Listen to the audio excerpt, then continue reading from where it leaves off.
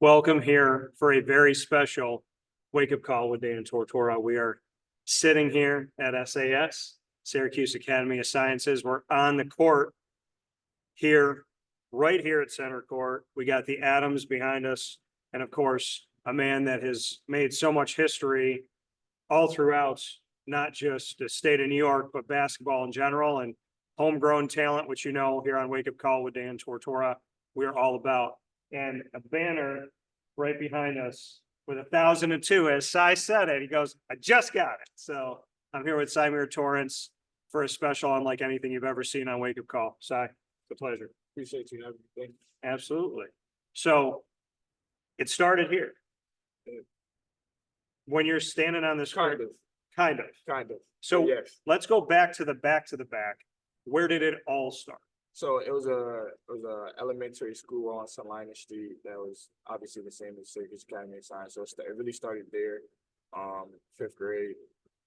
That's when I kind of started to take basketball a little bit more serious.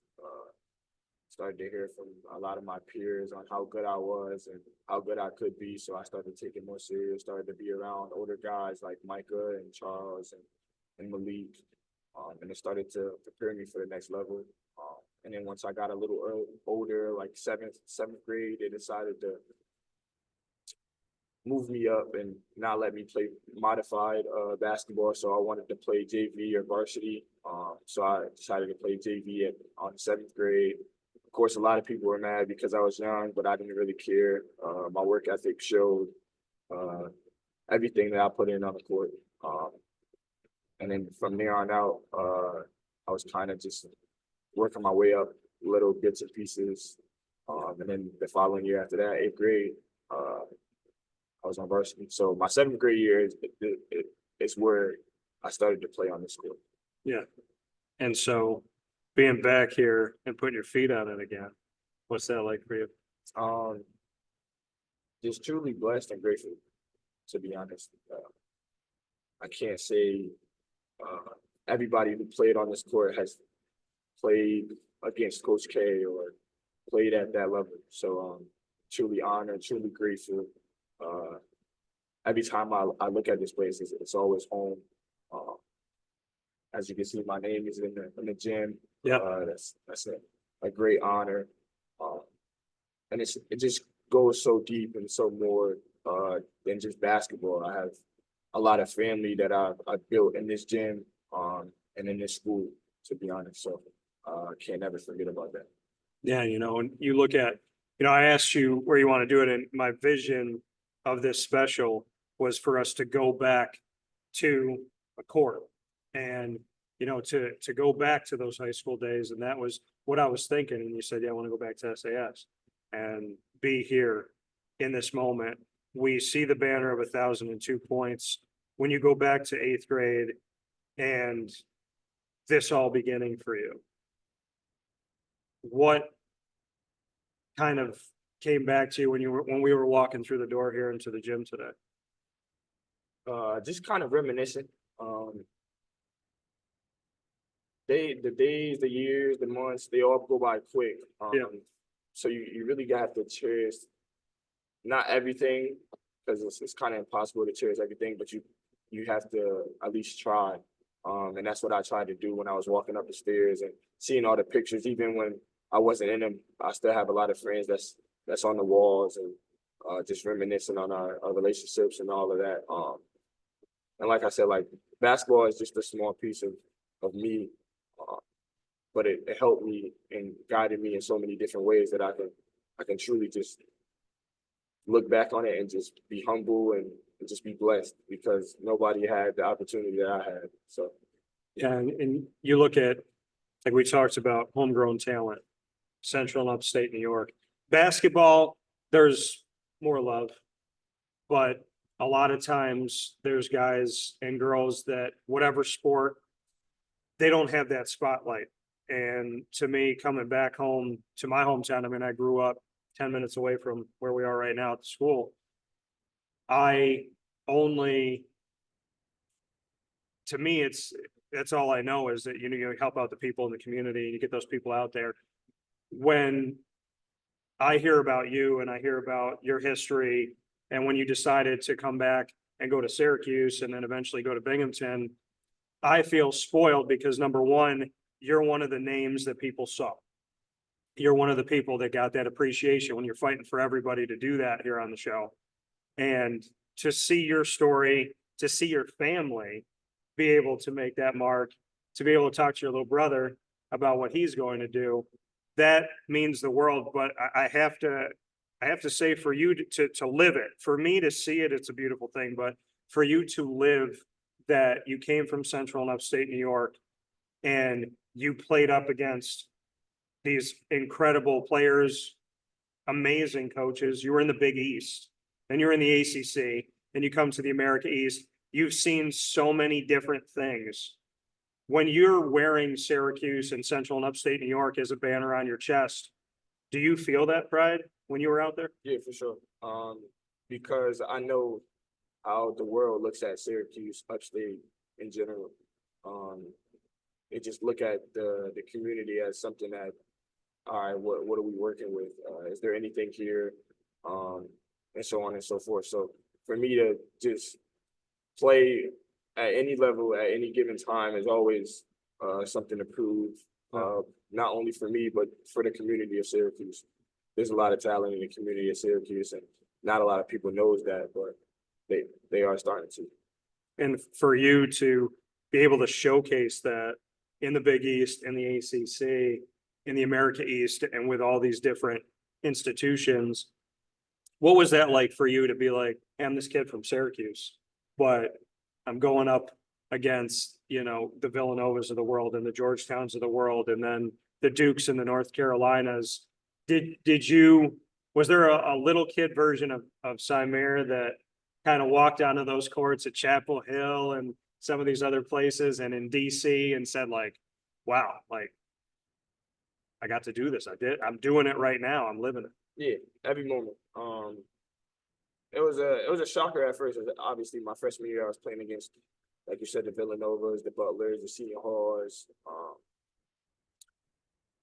Great. The Big East is amazing. The arenas are amazing. It was just it was a dream come true at the end of the day. The real dream was playing at Syracuse, but the overall dream was becoming a Division I player, but at the highest level. And seeing the arena, seeing the crowd, playing against the Hall of Famer coaches. Yeah. It's been a blessing. I can't think any other thing that can really overtop that if I would go back and try to change it. Because we all look at a lot of things in the present and try to go back and try to see what we could have done to prevent where we are, but I wouldn't be where I am without my past. So I can never regret any of the things that I have done or the choices that I have chosen. They all have guided me into the man I am today. And now I get to spread that information out to the youth, into my community, and to the world. Well, that's the thing. I mean, your journey from SAS brought you to Marquette, Syracuse, Binghamton.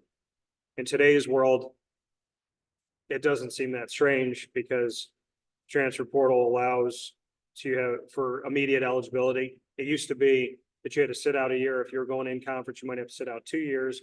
Now you could go to 4 schools in 4 years, and you don't have to sit out at all. The first transfer, the second transfer, the third transfer, it doesn't matter.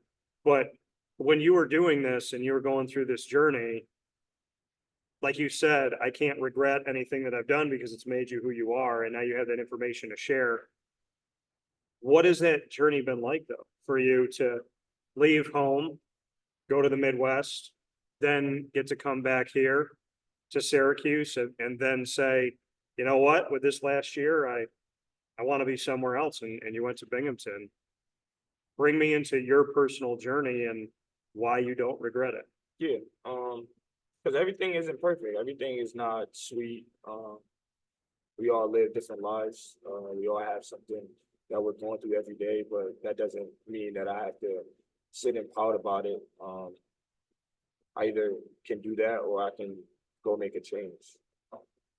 But somebody has to go through it, and I went through what I had to go through for my little brother to get to where he is, and I'm honored for that.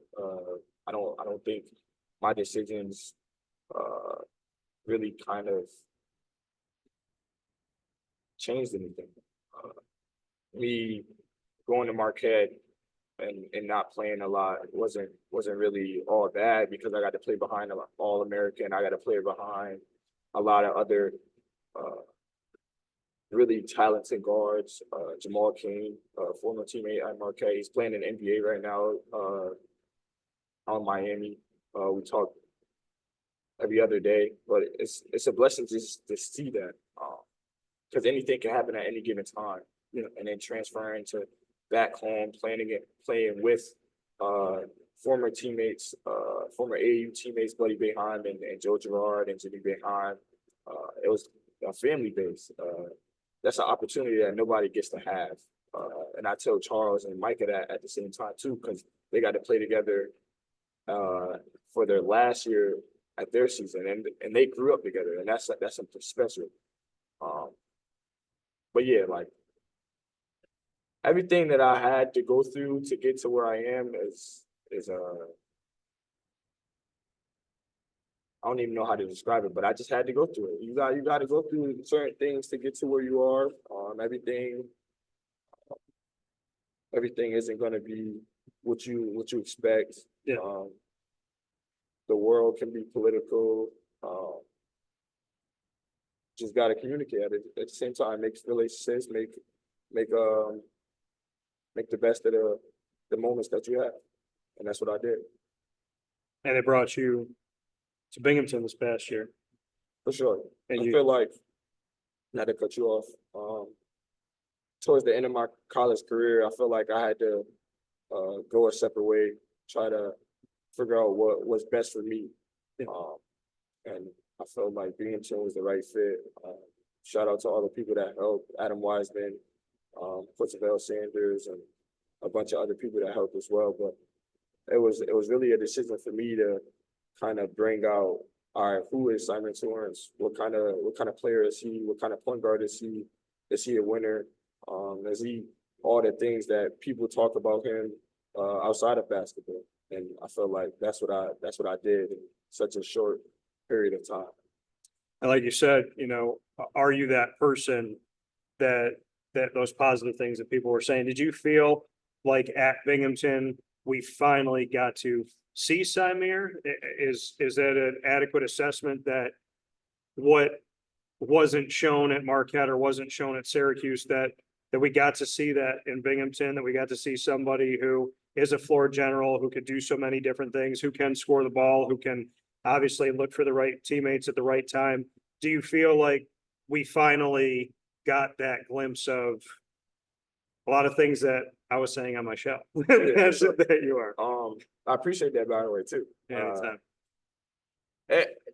You definitely got to see it, but you only got to see a little bit of it. So it was kind of like the eclipse. Like you only get to see it every once in a while. And obviously my 4 years was my 4 years, but that fifth year, that 1 year of me just playing and being myself, that was the eclipse. That was the one time that you got to see what I really could do at the college level, no matter who I was playing against. Because even though we were a small major team, we still went head to head.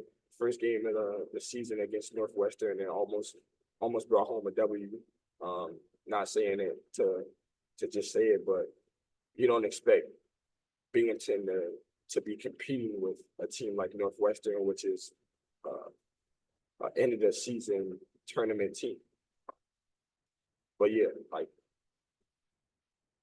I can't really dwell on it too much. It was 1 year. I couldn't put all my eggs into one basket, but I tried. You're not able to see a person and their true colors in 1 year, or even in 2 years. You kind of got the. If I were to had went there a little earlier, I probably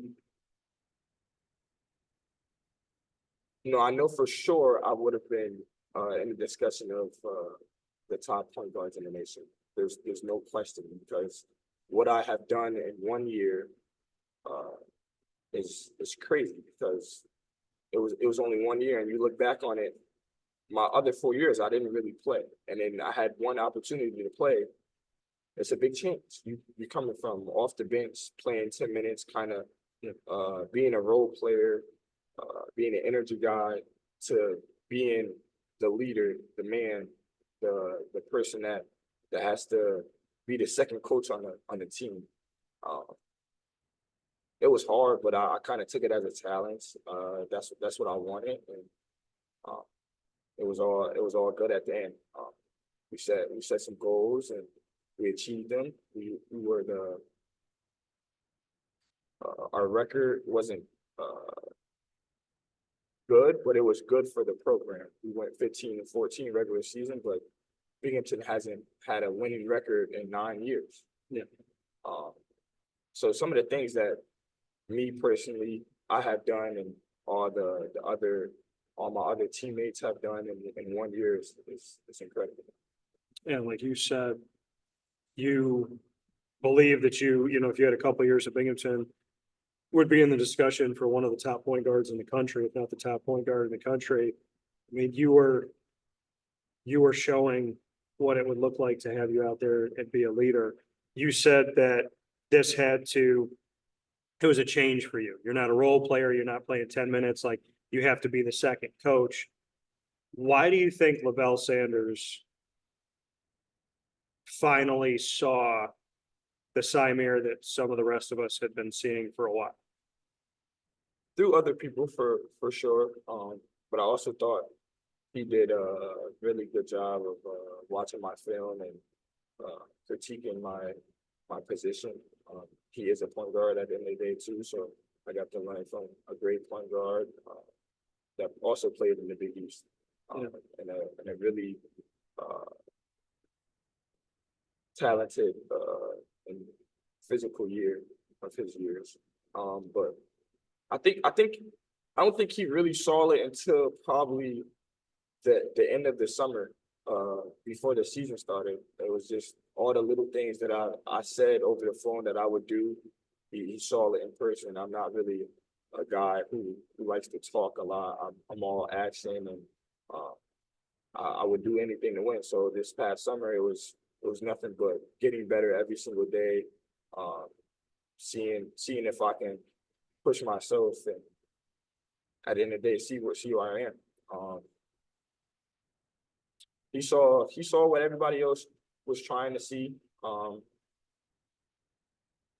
don't really know like his point of view, but I felt that he trusted me at a really early age. And I'm saying that because I only had 1 year with him, so he took the role and the responsibility to give me the keys to the team and kind of roll with it. And you've seen what I've done. But yeah. What's been the hardest part of this journey, in your opinion? Like you said, you're not going to live with regret. You try to pave a way for your brother. There's things that you think have obviously come off of it that you've learned. What's been the adversity? What's been the part that, if anything, shook you? Because we all get that, right? We have that emotion, we have those tears, we have the days you want to just yell out. What are those moments that you've experienced that you had to go through to make you who you are today? Yeah. Staying committed, staying dialed in when things don't go your way. And that's life. Like that's with every job. That's what almost every parent goes through. Like I said, nobody's life is perfect. But I would just say staying dialed in, staying committed to me, to being true, never giving up. It wasn't anything that was thrown at me that I couldn't handle. And there was moments like you said, like we have those breakdowns, and I definitely did have had breakdowns. But behind closed doors, my motto was to never let anybody see myself down, because once you see that in a person, how are they gonna believe in you? And I didn't want that, especially from my family.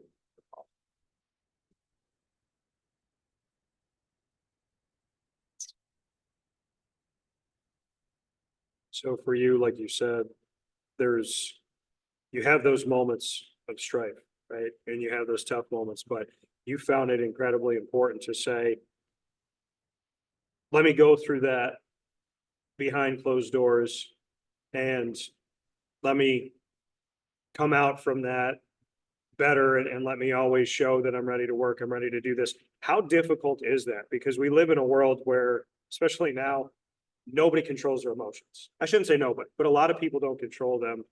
And they're on social media. People don't think about videos, audio, posts, words. You can't take back anything once it's out there. Even if you delete it, it's still out there.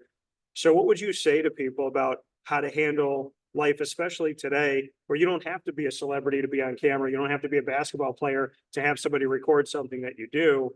You said, I go behind closed doors. I feel that. I go through that. I open the door. I come out, and I'm gonna attack things in a positive way. I'm not gonna let somebody see me bleed. A lot of people bleed out on the internet. So what's your advice to them? I wouldn't be mad that people do that. Because obviously everybody goes through something different. So I don't know what people go through. But for me, if they were to ask me what would I do and how would I overcome it, I try to look at my family. I try to look back on who was there for me when they couldn't have been, or I didn't think they were gonna be. All the people that were there with you through the hard times. You giving up on yourself isn't only breaking you, it's breaking the people around you who care about you. So that's what I'm about. So I can't, me personally can't get caught up in my personal stuff when I got a lot of people, or even a few people behind me, guiding me and pushing me to be something that I want to be someday. So I would just say, look back on it. Talk with your family. Talking always helps. Look through picture books. Try to reminisce on your times as a little kid and you growing up, because it brings back memories. It gives you pictures, and it gives you an idea of who you were as a kid, and hearing yourself as a kid and what you were trying to achieve. It kind of gives you motivation. It gave me motivation looking back when I was here in this gym. People were saying, "Oh, he's an eighth grader. He couldn't play at the varsity level. He got to put on weight. He's not able to read the floor as well as the older guys." People are gonna say what they're gonna say. At the end of the day, it's all about what you want and who you want to become. So, You said you used to go back and look at pictures, go to those picture books. I find that interesting because it doesn't just have to be basketball, right? It could be a birthday party. It could be time with grandparents or parents, or, a trip that you went on or something like that. Do you have any pictures that you've taken with you and put on the wall at like Marquette, Syracuse? yeah, for sure. I always have pictures of me and my mom. I'm a mama's boy. I always say that. Not afraid to say it. I love my dad. He's my best friend as well. I always have a picture with him. He had a corner store on South Salina, and I was always with him. So I always have a moment of me being in my neighborhood with my dad, around his friends, and seeing that just kind of makes me smile because you would have never thought a kid growing up on the street of Salina on the south side of Syracuse would play against Coach K, would play against Coach Roy, would play for Coach Binghamton. You would have never thought. So But I think the thing is like your story, like you were saying, people are saying he's got to put on weight, he's an eighth grader, he can't do this and that. Your story is not meant to be written by somebody else. And one of the hardest things is, especially in today's world, and I've had my moments with it, but I tell people all the time, if God wants you to write your story, why would you hand your pen to somebody else? So for you, Cy, like, as you've been writing that story, how would you describe it so far? I mean, you're young. You've got hopefully 70 or more years ahead of you. So what have these first few chapters been like, and how would you describe what it's like to write your own story? I wanted to try to find a word to use that I don't usually use, but I gotta say incredible because the people that I have met, the places that I have been, the times where I had nobody to talk to and somebody, one of my close friends, was able to be there for me. The people, and my mom always told me this, and shout out to my mom, but the people around, I was so blessed to have so many good people around me with positive thoughts and all the things that contribute to them being a good friend / family member. I was so honored. I was so blessed. And even the ones that I have just met, that became friends and family. It was just an honor, to be honest. I was around nothing but good people, and I can only thank the man above for that. I wasn't really around too much negative people or negative thoughts, and I try to not be around that today, because it can bring you down. It can kind of separate you. It can direct you into a different way. So I've been truly blessed with 22 years, almost 23 years of being around just nothing but incredible people like yourself. And I appreciate that very much. So, you know, I mean, anybody, I mean, when I got into this, I love this stuff, you know, and I always get that question, like, why'd you get into it? And I tell people, like, I collected cards growing up as a kid, and I would collect them and I'd flip them over and I'd see the stats, and I didn't realize I had a photographic memory, and I would just be remembering, downloading this stuff. And then I'd be sitting at dinner, my mom and dad, and I'd be talking about it. And then when I couldn't fall asleep at night and I was afraid of the dark, I would watch SportsCenter, and I'd wake up to Stuart Scott, Rich Eisen. And people are like, well, why do you do this? Like, why do you enjoy this? I said, well, I love sports and I love playing it, but this is why. And you hope that it comes through. Like, you hope, and I say this to my friends and family all the time. I said, I hope when I walk into a locker room and I go up to someone like yourself, I hope that when you see 20 media people come in, that when you see me, it's like, he's different. In a good way, in a positive way. Like, he cares about me. He doesn't care how many points I have. He doesn't care how many assists I have. He wants me to win all the time. But you hope that that comes through. And I had a friend tell me a couple of days ago, shout out to Isaac. He said, I don't know why you worry about anything, because people always figure out who you are. And like your journey, some people try to give you less opportunity to show who you are. And the funny thing is about life, and I think you see it and I know it, is the less opportunities you get to show who you are, if you are who you are and you're consistent and you're genuine, they go through every time. If you got 10 minutes on the court, or I got one media opportunity to a university that gives 20 to somebody else, you and I are going to thread the needle. And the fact that you said those words and that somehow you saw the difference in me coming over to your locker, that means the world to me, because I try to do everything I can, not always getting the same opportunities as other people. And when I come up to you, my whole life, I mean, we've had over 5,000 people on the show, and I wanted everybody to feel like I care, because I do. I also want you to know that you're the Syracuse player besides John Wallace that I've had to bleep out the most when you're swearing on the interviews. I remember one time you snuck it in, like it was not this, it was the season before your last season at Syracuse. And you said something like, yeah, people don't think we're a good team, they don't think we can win, but so bleeping what? And you did it, you were like, so but what? And you did it so soft. And I looked at you while I was recording, and I'm like, I hope that he doesn't think that I didn't hear that. So, but you know, in all honesty, like, these things don't happen unless there's that bond that goes beyond, oh, he's trying to get me to say something, right?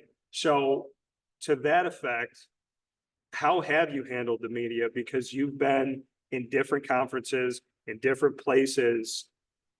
You, more than others, have met so many different media people, print, TV, radio, internet.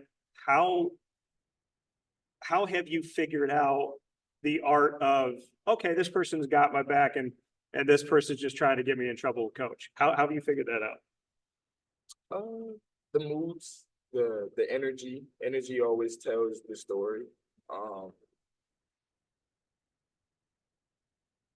Depending on how the question is, you'll be able to know. You can always tell kind of between the good games and the bad games. You can tell with what people are trying to get at. Yeah. Just depending, it really just depends on the question and the energy, I would say. Are you really interviewing me to just interview me, or are you interviewing me to really focus on, all right, what is he trying to say? What is his point of view? How come this happened in the game? What are you seeing from your side? But what did coach say in the locker room? So just all those questions matter, but it's all about obviously the person who's saying it, but it's how you say it. So I would just say that, just the energy and the question.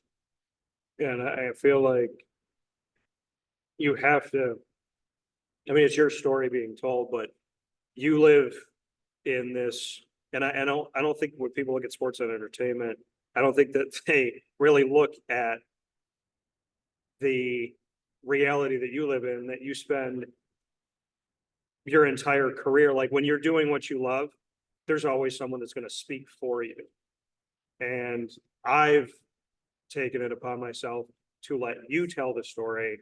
And I ask the questions, but I sit back and I listen. And I tell people all the time, Jerome Smith, that played SU football years ago, he goes, you never have a notepad. And I was like, yeah. I said, because I do this crazy thing called listen. And I said, he's like, well, do you know? And I said, I know what I want to talk about, but if you start talking about your mom and that means a lot to you, other people go to the next question on the notepad. I'll spend the whole interview on your mom if that's where you want to be, because it's about you. It's your story. And he's like, well, you know, he's like, I never see. And I said, yeah, because I want to hear what you have to say. And I think with you, Cy, and I watch people grow. You come into Syracuse in the couple of years that you were here, I saw you grow to a place where, and I could be told, you can tell me if I'm wrong, but I saw you get more confident, more calculated, in the sense of, like, you knew what people were trying to do. It seemed like you understood things and you could kind of see things dancing in the air, so to speak. And you really took the time to be focused with your words and clear. And I especially saw, like, the last season at Syracuse, I'm like, he's like, he knows who he is. Did you feel like you saw that transition of, like, I'm a young man, like you said, you're 22, going to be 23, but did you kind of feel turning point moments where you're like, yeah, I'm good in my skin, I'm confident in this, I've grown here? Have you felt those moments? I feel like I've always been that way since I was a little kid, especially about myself. Like I love myself. I would never try to be or want to be somebody else. I would take different things from people and critique it into my own self, but I would never like I would never look at myself and be like, yeah, why me? Why is this me? Why do I look like this? Why do I play like this? No, like I am who I am, and I love who I am. I have that tatted on me. So, um, I've just always been like that since I was little. And that that's that's kind of from my family, my sisters, on showing me the ropes on what it is to be a young gentleman, to the ladies, and just life in general. Like I said, I was just so blessed to have good people around me in certain situations. But I've taken so many different things from different people. Because you don't know when the next time you're gonna see him. You don't know when the next time you're gonna talk to him. So you gotta cherish every moment that you have with different people, and that's what I try to do. So, but to answer more of your question, I've kind of grown once I've got probably prep school. That's when I really kind of really dialed in on being a professional athlete, being uh, myself, being boogie, being bug, and it just took off for me. Then I got to Marquette, went through some things, kind of saw the behind the scenes, the political part of college basketball, and just kind of got to understand it. People always ask me like, why am I a kid, or why did you stay another year, or this and that. But it was the people there. That's why I really went. My mom was so highly committed on the academics, so the academics are straight. And shout out to the people in the academic side, Meryl and Adrian. I still talk to those people to this day. They always check on me. So shout out to them. Second moms to me. But yeah, like Marquette was a bit of a roller coaster, but it it took me in a direction that I didn't think I was gonna go. Yeah. But at the same time, like I said, like the people there were so good to me. There was a lot of people up there that were from upstate New York, so I kind of felt settled. I felt at home, second place at home. So it was just nothing but good people and overall just good energy. I wish things would have changed on the court, yes, but at the same time, I wouldn't have changed it because I'm here today and I am who I am. And the people that are with me today are the ones that I want to be with. So, And you said that through all this, you become who you are, you become Boogie, Bug, and, you go on social media and we see Cy Boogie and all that. What does that mean when we hear Bug, we hear Boogie? What is that? How did that become part of your personality, a way for people to show those close to you that you're their guy? yeah. It came from my smile, to be honest. I used to always smile, and when I was at Marquette, I used to do a lot of goofy stuff. So I think that's where it really came from, and kind of just ran with it, but it kind of just fit me. And my personalities, I have so many different personalities. If you really know me, you know that Symir has 50 personalities, and you know that I'm really consistent, but my personalities will bring the good and good out in somebody. So that's where Boogie comes from. Boogie is that high energetic, goofy, outgoing, and caring person. And like you said, 50 personalities, not split, but just all these different pieces of who you are. How does that kind of come into action when you know who you are inside and you kind of know, like you said, you're going to bring out positives in people, but there's different ways to approach each person, right? So how does all of those elements of, how do all of those pieces of who you are, all those elements of who you are, how do they come together? And how have you learned how to say, okay, this person needs this person needs that? Because I think ultimately what you're describing is what leadership is. Being able to get the best out of different people, different ways. Yeah, How do you do it?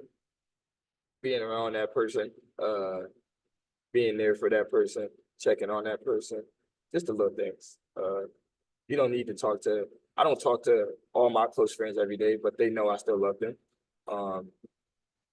And when there is a need for a conversation, we have a conversation. I don't sugarcoat anything, or at least I try not to, but I'm straightforward, I'm honest. And that's what people look for in another person, is for them to be honest. I feel like if the world was more honest, we would have a lot more happy people. So I just try to give my energy off to the next person, and just try to be there for them, no matter what. Days can get dark, but at the same time, God has a plan. You gotta stick with it. Yeah. And eventually you will find the light. So you come to Syracuse, you're home. That was the vision initially. You're playing in front of the fans. Sometimes you're sitting the whole game. Sometimes you're coming out and playing at the beginning. Sometimes you're playing in the middle. Sometimes you're playing a few minutes in.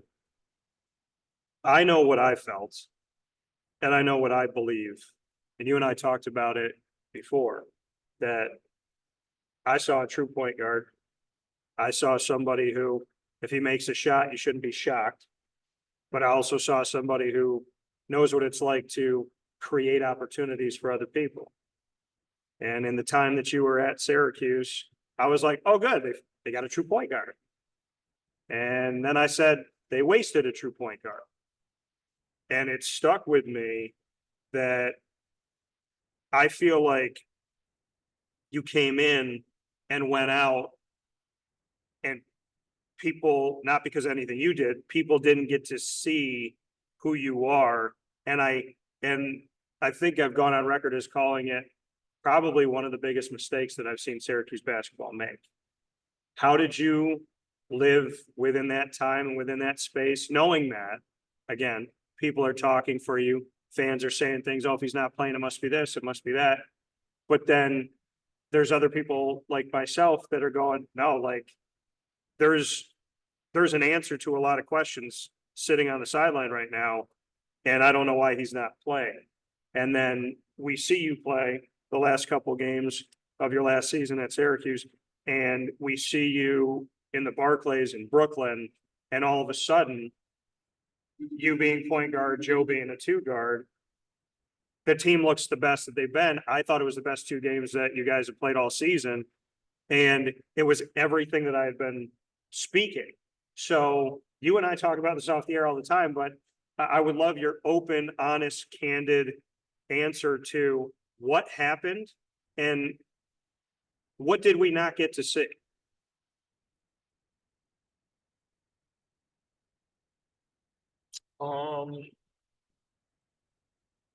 What happened?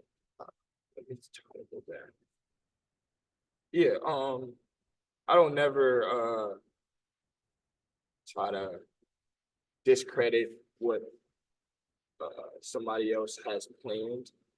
Coach Boeheim had a different view, and he has had a different view his whole basketball career, and that's why he was able to be one of those coaches that is listed as one of the best coaches in the world. when he has something set and he, yeah, just when he has something set, he goes with it. He's all in for what he believes, and I feel like that's why I love him so much, because when you're around people like that, it makes you want to be the same way. He was just so direct, and he was a really good coach to me. He probably wasn't the best coach for me, but he was a really good coach to me. And yeah, he kind of just went with what he knew at the time and what he believed in. And that's okay. It just, I look at it as, okay, not my time today, not my time today. But maybe tomorrow. And then that was like my main focus. And throughout those 2 years, I've probably been the most consistent with my work ethic, communication, attention to details, just being a better version of myself, like kind of sharpened all the little things that I needed in myself. So that could be why. But like I said, like at the end of the day, it made me who I am. But I was just kind of a stay ready mentally guy. Shout out to Coach G-Mac, and he helped a lot with that. I was working out with Coach G-Mac every day, and things paid off in a lot of the games. So shout out to G-Mac for that. And it just wasn't my time. That's really all it was. People didn't get to see Symir Torrence, the real true point guard, because it wasn't my time. And that's all it was. Can't really look back on it and be like, damn, I wish this, I wish that. Like, obviously we wish a lot of things, but at the same time, it happened, and it made me a better basketball player, and it made me a better man. So yeah, people probably missed out on the real me, but at the same time, they still got to see me smile. They still got to see me be a wannabe coach from the sidelines. And yeah, I try to, it's just all positive vibes. Like it was so easy to get caught up in all the negative, but what driven me to be positive was Coach G-Mac, Coach Behind, the Behind family. They just told me to keep going, because there's more to your story. There's more to your story than just a bad game or a bad situation or a bad day. So. And you got to play with Joe Girard the third and Buddy Boeheim and Jimmy Boeheim, and when you have those experiences of reconnecting with people, what was that like? Not just in the game, but in practice, on the plane, just being on campus together, to have this really unique situation that these people that you grew up with, that you're playing college ball with. Yeah, it was special. It kind of brought back AAU days. Just got to cherish all the moments. Me and Buddy had just literally, I remember like it was yesterday, and I hate this day only because we lost, but we were literally playing against each other in the sectional finals at OCC. So those moments I would never forget, to be honest. Just cherish all the moments. I remember all the moments with Joe in the City Rock days. I remember it was actually funny because when me and Joe first came in contact with each other, I don't think he liked me, and I don't think I liked him at the time. We were like really young. This had to be like around like 6th grade. This is when I first knew Joe. we were down in Augusta. It was actually Peach Jam too, but it was a team that was brought together by City Rocks, but it was just a kind of a random team, like, hey, we're gonna put together these players for City Rocks and kind of just roll with it and see how it goes. And I at the time I wasn't playing on Albany City Rocks, I was playing Lucas City Rocks. And I felt like they picked me because when we played against each other, I gave them the business and they knew what kind of person I was, and they were like, yeah, we need that type of person for the next level of tournaments. But to get back on the situation, when we became first teammates down in Augusta, Joe and his dad was there too. And I love this story. I never told this story actually too, but he was chucking like every time he touched the ball, it was going up. Hey, like who is this? Like I'm like, hold up. So ever since then, me and Joe have been connected with basketball, without basketball. Like I treat him as another brother, as I do Buddy Boeheim and Jimmy Boeheim. Like I have so many stories that I can tell you about each person, especially those three. But ever since that game, me and Joe had gotten closer, and actually that tournament I ended up breaking my finger. So I really ended up getting closer with Joe because I understood his game from the sideline perspective, like, instead of being on the floor with him, because there's two different views. You can see the game from a different lens, and LeBron talks about it all the time. But yeah, just I cherish all those moments with my guys. Can you tell me one story about each of those guys? I'll start with Jimmy. Any story? Anything. Any story? Yeah. Okay. Because I mean, obviously, and these guys know if they're watching, I have all the respect in the world for all of them. I'll tell a whole Boeheim story. It was actually when I was in the transfer portal. I was actually supposed to go on a visit to UMass. I was in Albany at the time. I was working out with Dags, so started out the Dags. I was in Albany. I was working out with Dags. I was supposed to go to UMass for a visit. Coach Shaka Smart was supposed to come to Syracuse for a home visit. But at that time, I wasn't really in the right state of mind. I didn't really love the game of basketball at the time. And those were my dark days. So for me, what decided for me to come back home was my family and all my loved ones and all the people around me guided me into becoming the person I am right now. I wanted to get back to being myself, and I wasn't myself at the end of my sophomore year, and that was a really hard time for not just me but the world. That was 2020. That was COVID. So really hard time. But I'll tell the story. So like I said, Coach Shaka Smart was supposed to come on a home visit. I was supposed to go on a UMass visit. I'm in the car. Mom and dad is in the car as well. No, mom was dad in the car? I know mom was for sure. I don't know if dad was, but he was definitely with me at the time.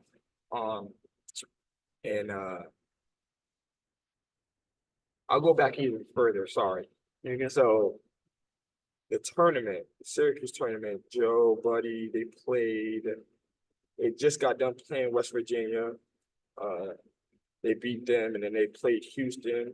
Got done with Houston.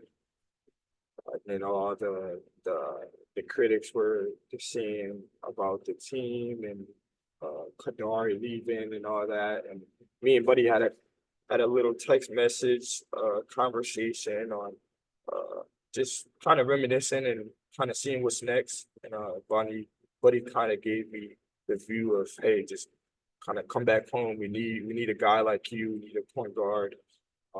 We may have people leaving, so just be ready if we decide to call, and that's what I did. And I wanted to be home at the time too, so that's when Coach Boeheim, I think he either texted me or called me first, and he called me, and the whole Beehive family was on the phone. Well, not the whole Beehive family, but Julie, Coach Beehive, Jimmy, and Buddy, and even Sissy was on the phone in the background too. And they kind of just gave me that love and that appreciation as a family member. That's like my second family. But anyway, so when I got on the phone, obviously me and Coach Behind had a short conversation, and then he told me that he had a spot, and then I said I was taking it right away. No ifs, ands, or buts about it. And then he was like, "Oh, so that's a yes," and I was like, "Yeah, for sure." And then everybody in the background was just screaming and saying like basically all good things. And then at the end, when I said I was coming, Julie was like, she was like, "You better have said yes. We missed you." So that was just another moment, and a moment that I can cherish with my Behind family. I will always remember that moment because it reunited me with my family and reunited me with another family like them. So I'm truly blessed and honored to have them as a second family. With Joe, I just told that story, but another story.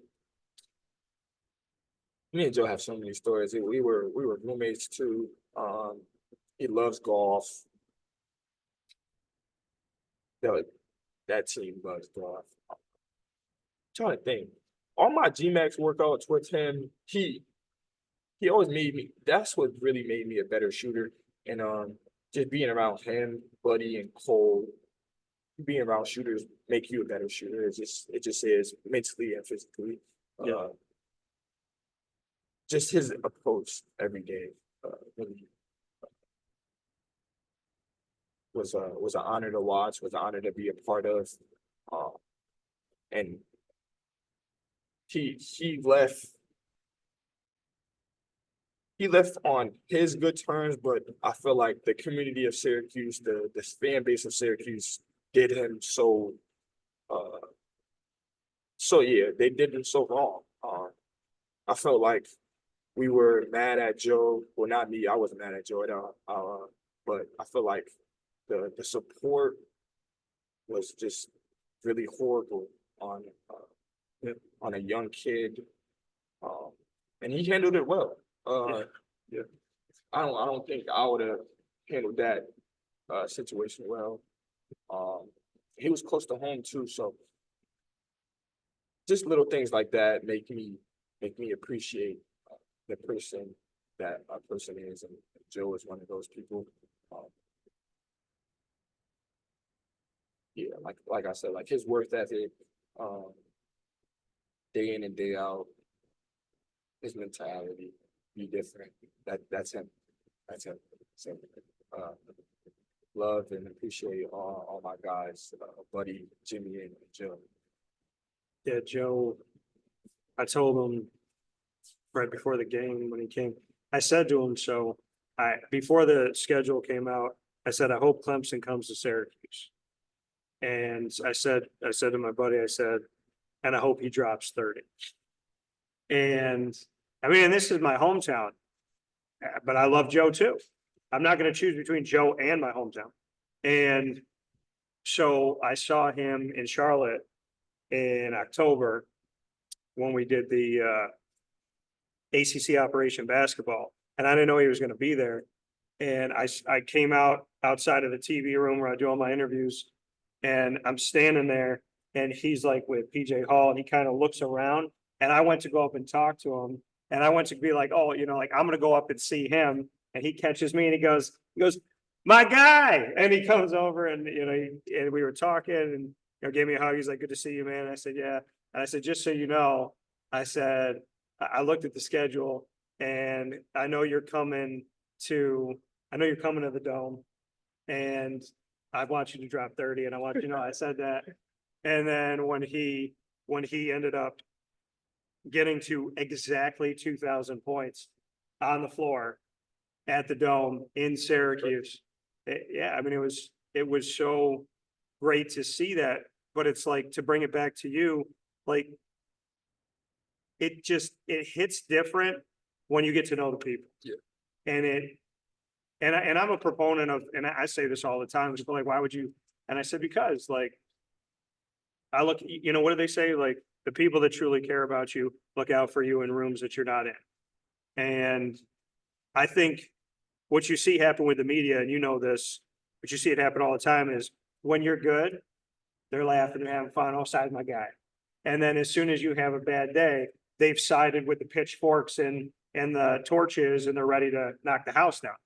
And anybody that spends 5 minutes can see how it ebbs and flows. But when someone's consistent, that's what it matters. And to me, I was like, Joe's a good guy. He's always been good to me. Sai's a good guy. He's always been good to me. So I didn't have that. I actually did the opposite. And I say it all the time on the show. There's fans and there's fanatics.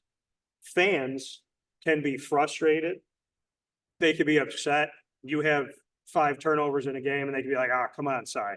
But they're still going to get up at the end of the game and they're going to clap, and they're not going to say mean things. They're not going to write hate messages and derogatory stuff on social media. They're going to still care about you even when they're frustrated, and they're going to be maybe constructively criticizing you. Fanatics come to games, and because they can't yell at their wife, they yell at you. And those people came to the Dome, and there was great people in the Dome, and there's these other people at the Dome that I hope never buy tickets again. And they were screaming at Joe and the whole game. And I got to a point, especially with the student section, because like they were going to class with Joe and hearing that stuff. And that's tough. But Trevor Cooney went through it, 30,000 people at home booing him. And I guess for me, and you could speak to this better than anybody, I think enough people boo you at Cameron Indoor. I think enough people boo you when you go to Georgia. I think enough people boo you when you go to Creighton. I don't think you need home boos. And I've never understood the home boo.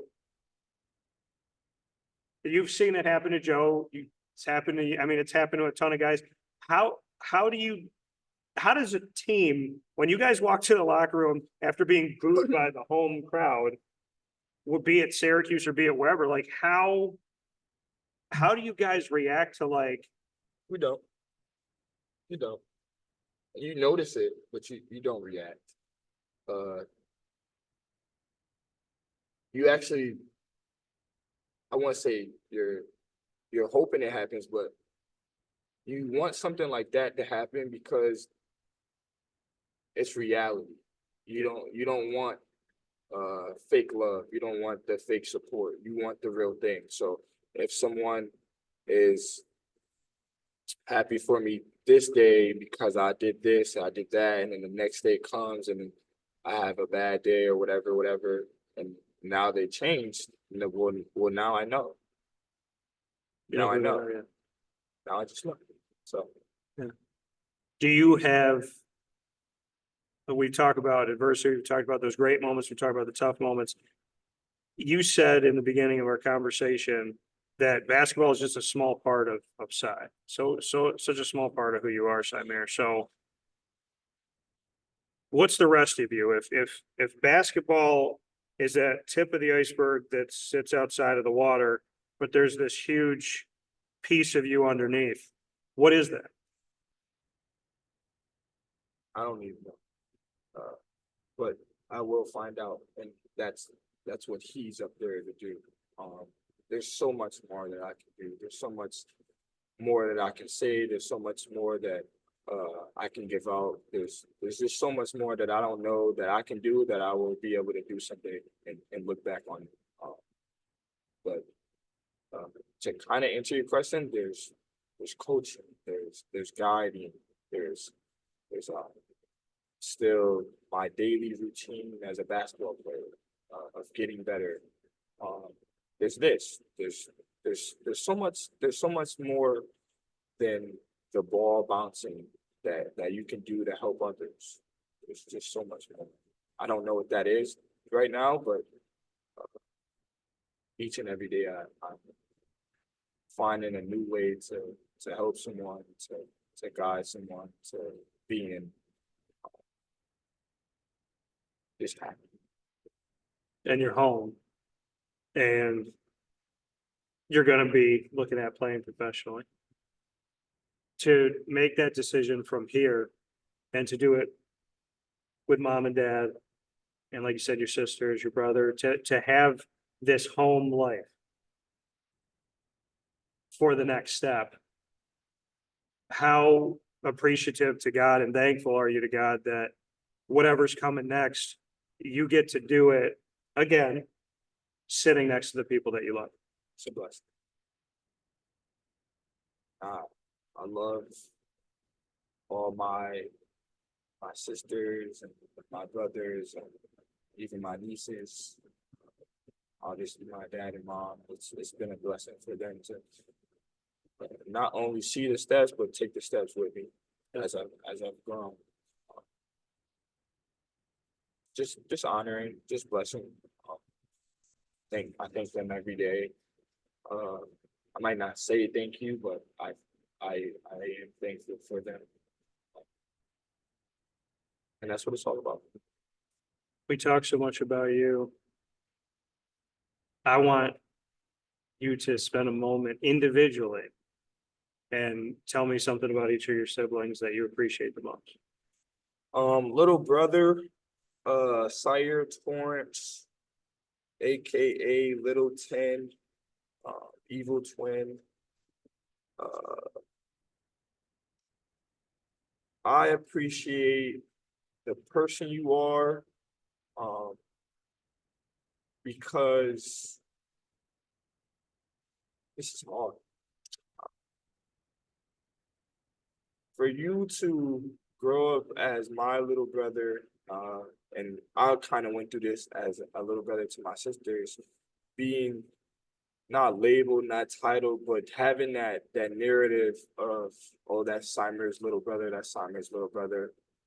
And that's not something that you want to hear, but my little brother, he was appreciative to hear that I was his big brother, and that people knew him because of me, and then now he's making a name for himself. So I appreciate you for being yourself, for being that little brother, for just listening or watching everything. There's always going to be times where you're going to miss me, you're going to miss mom, you're going to miss the family when you're in BC, but always remember that we're always watching, we're always here, we always will be there, no matter what. But I'm most appreciated for just your dedication and your hard work, and for you just to be you. You're true to yourself, and I know you know that. And yeah, like the sky's the limit. There's no telling where you're gonna be in 5 years. Well, obviously we're hoping that you're gonna be in the NFL.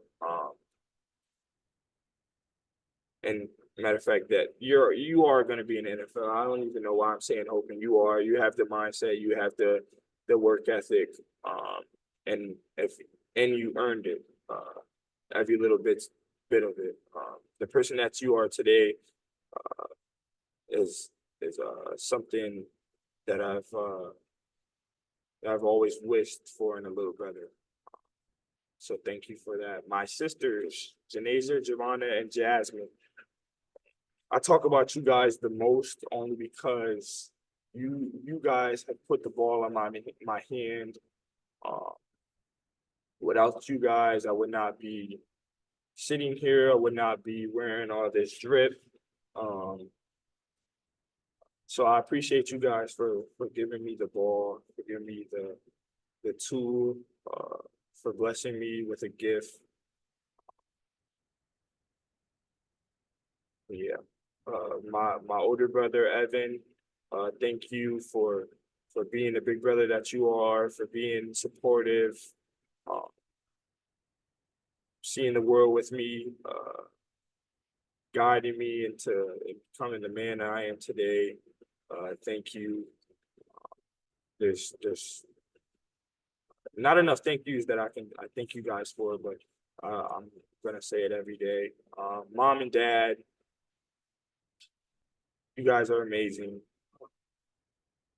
Dad, you've been through so much and you still were strong enough to be the father that you are. You were always supportive. You were hard, but when you needed to be. And yeah, I'm forever gonna be your little boy. Mom, thank you for all the trips, the weekends, the moments in the house where I didn't take out the trash and you yelled at me. I appreciate all the little things that you have done. Truly, without you, this would not be. This wouldn't be it. You have sacrificed so much for me to become Symir Torrence, and I thank you for that, and I love you. So thank you all. And to your faith, I never push it on anybody. It's the most important thing to me. And I always let whoever I'm talking to bring up wherever they are with it. And you talked about to the man above and, you know, that you give credit to God.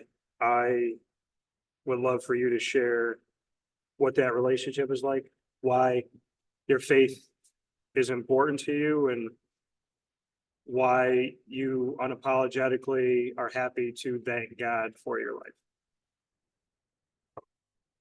Yeah, I thank God every day for waking me up, for putting me to sleep and waking me up again, for putting the basketball in my hands, for guiding me through all the dark days, all the good times.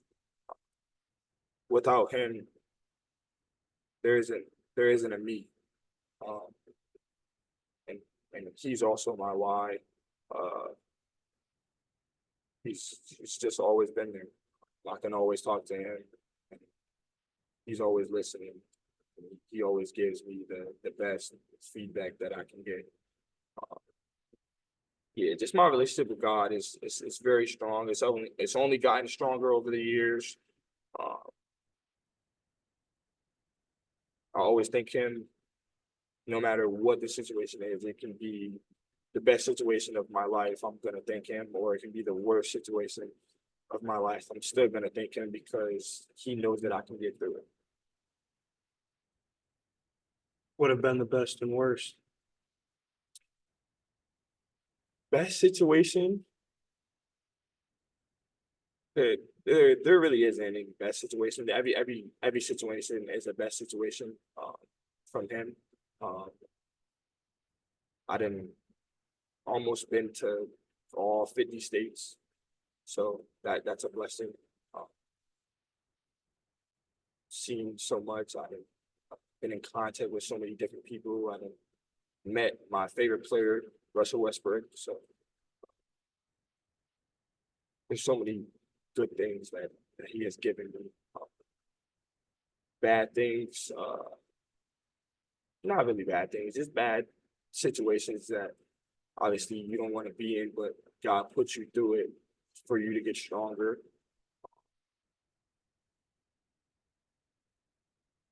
I could say the 4 years were hard,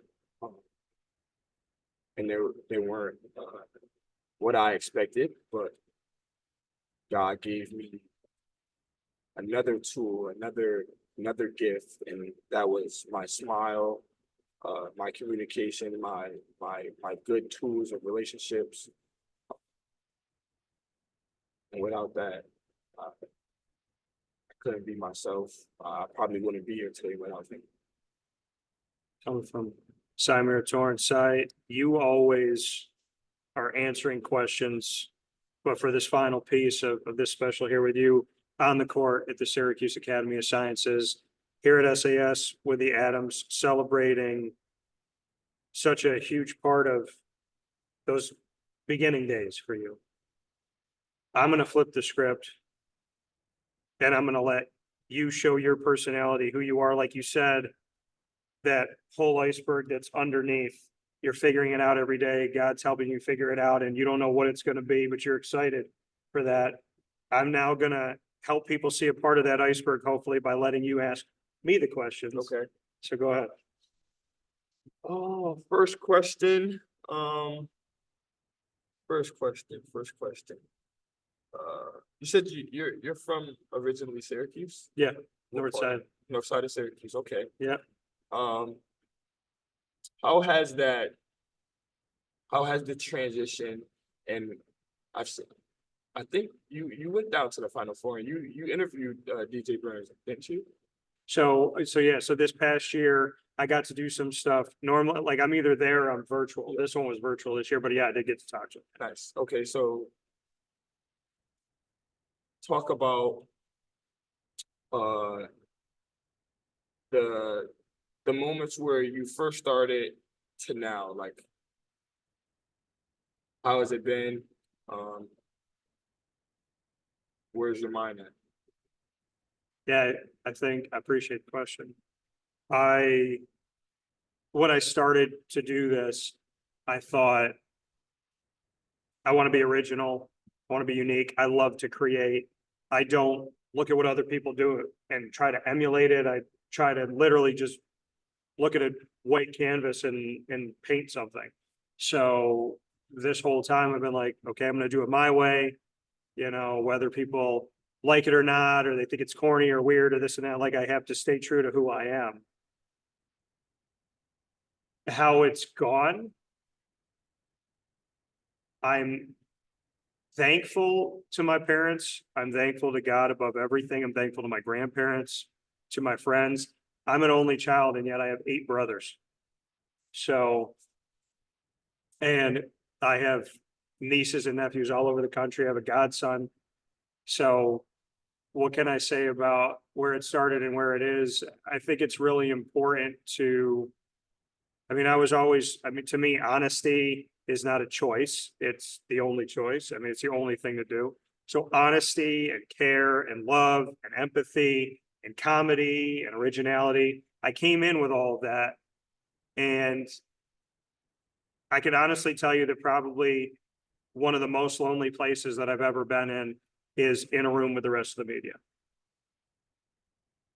The way that they make you guys feel, I probably feel very similar.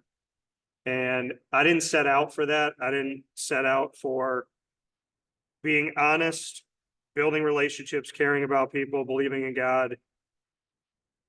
That kind of like ostracized me in my, like, I'm never going to get an award from the media. That's never going to happen.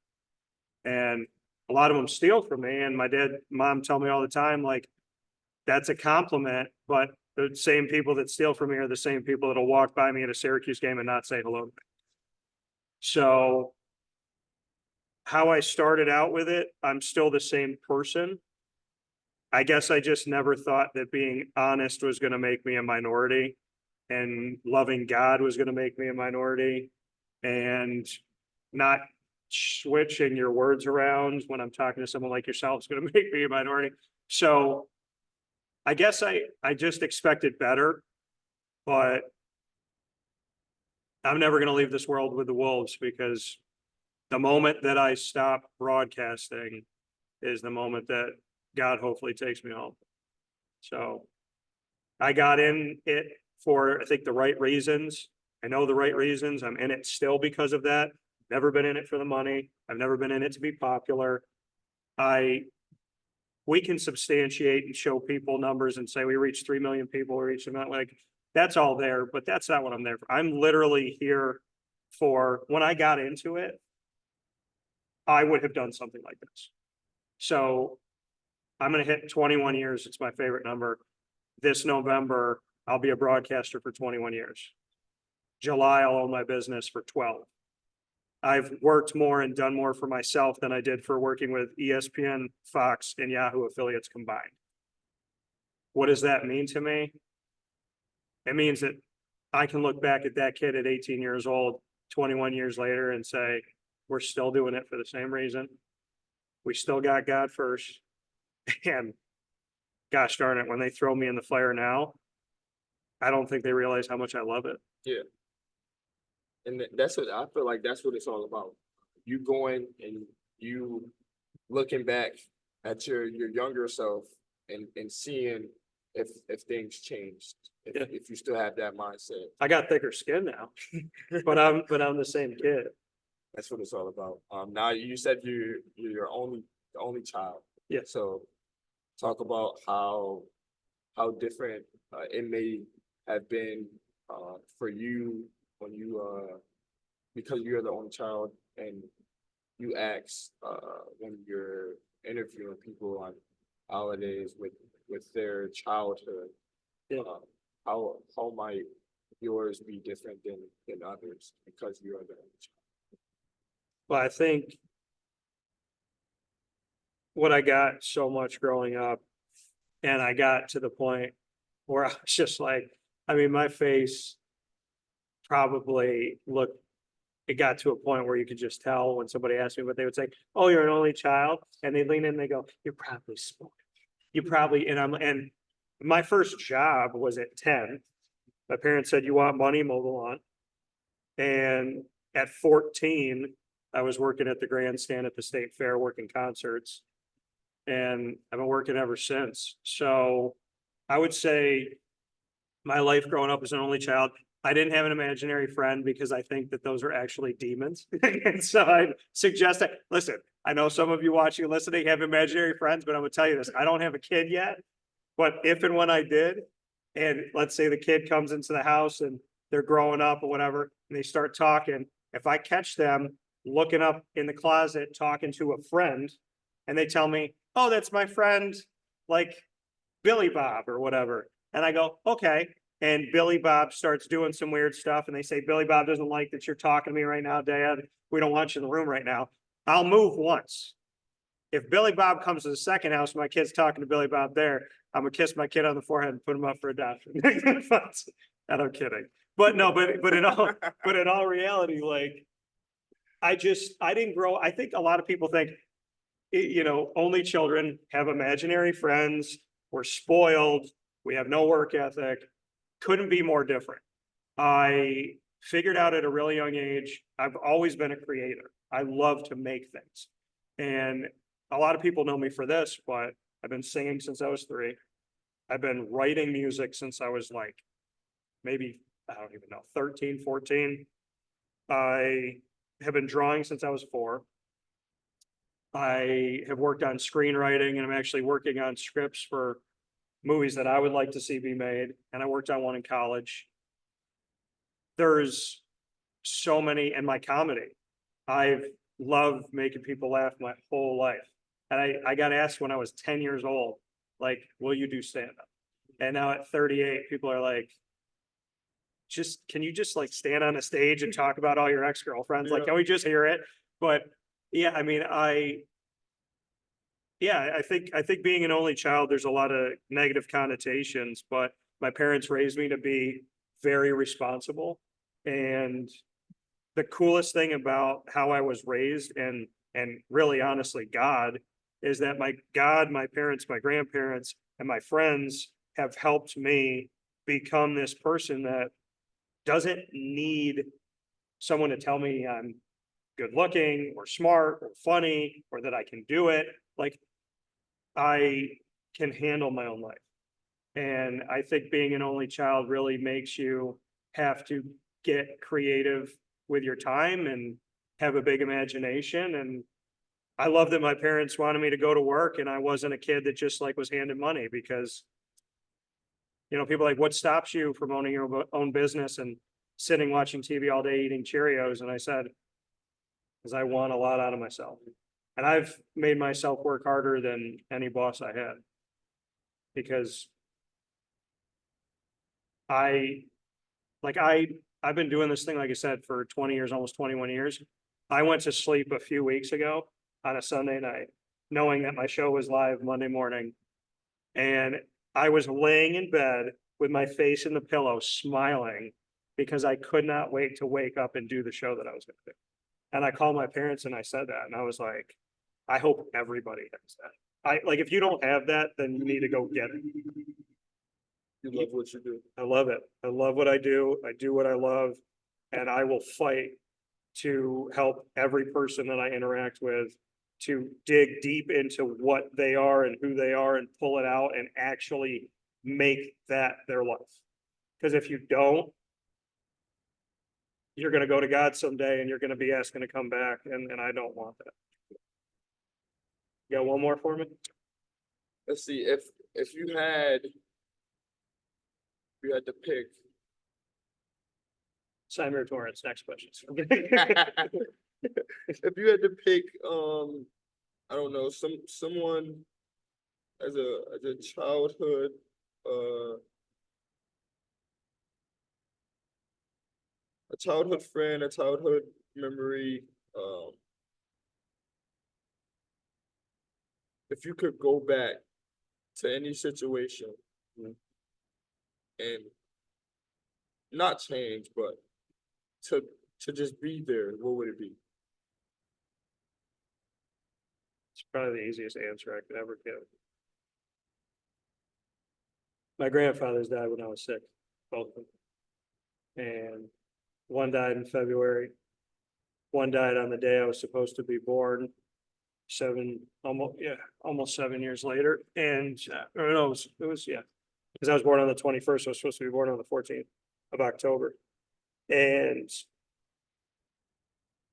there's not been a day that's gone by in 32 years that I don't think about them at least once a day. People ask me, like, about my upbringing or leadership or who do I listen to. They've raised me still from heaven.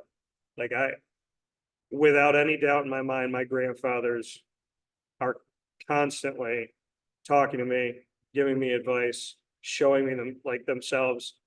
I see them, I see my grandpa on my mom's side through the number 13. And it's crazy how, like, I think God comes to you in a way that, like, you're gonna see it.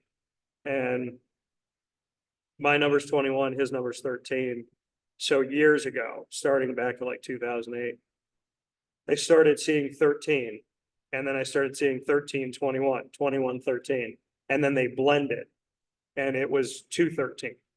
And I see 213 on buses. I see it on the clock. I see it in like the weirdest places. And it's all the time. So, I mean, I think if I could go back anywhere, I'd go back and I just sit with them. Like, I put my hand on their hand. I give them a hug. I give them a kiss on the cheek. I tell them I love them. I could literally cry every single day of my life thinking about how much I love them, how much I miss them. And I tell people that have grandparents, I said, listen, when you see them and you leave, I want you to run back in the house. I want you to give them another kiss and another hug. And I want you to tell them you love them again. Because there's never going to be enough time that you do that. And my grandmother, my mom's mom, and both of my grandmas, my mom's mom lived to be almost 101. And I actually lived with her when I came back to Syracuse for a couple of years, and I took care of her, and she was in her 90s. And I give her a kiss and a hug. And she would always say, I love you a bushel and a peck. It's a song. And then she would look at you and I'd do it with her. And she'd always do it this way. She'd go and squeeze around the neck. And she'd always like let that squeeze just hang out in the air for a while.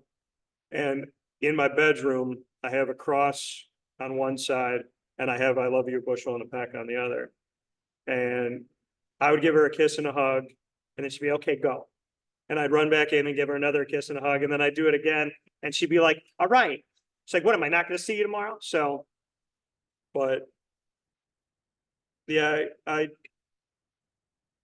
know heaven is real and I know it exists, and I want to be here till I'm 100-something years old, healthy and well. When I'm done,